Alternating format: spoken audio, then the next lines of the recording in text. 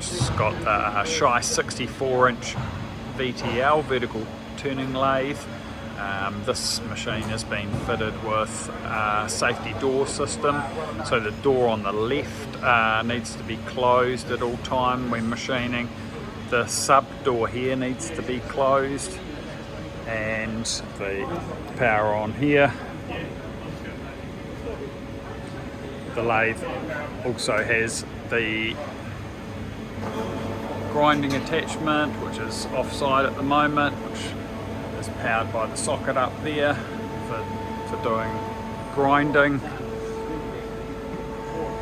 The controller for that is here with an RPM display up to 5,000 RPM, variable control here, start and stop. Got a separate video of that.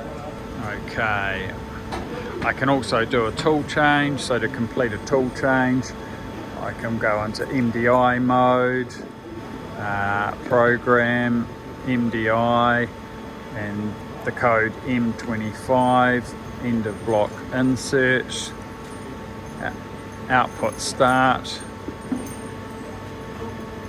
Can now choose tool -1,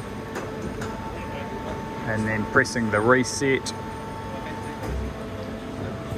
will change the tool number 4, and then pushing cycle start will cancel the M25 out of there. If I needed to do another tool change, I'd just repeat that process. M25, end of block insert, output start, T-, reset. Now that we've got that done, we could go into auto, program we're in, and check. We can run a program that we've got in there. First of all, we'll need to close the door.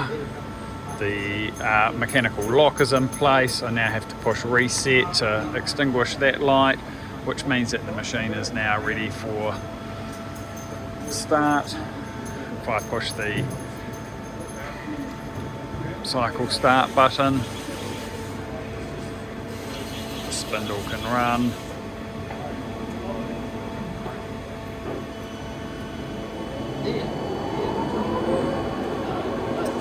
The spindle's running at 50 RPM there, and it's just a very simple program, moving the X and Z axis, and it's coming up, moving out of the road to a 0 position, turning off the spindle, and then coming back in again with another positioning cycle.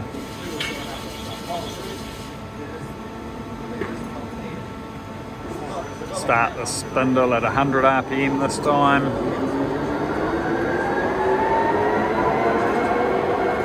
And then we've got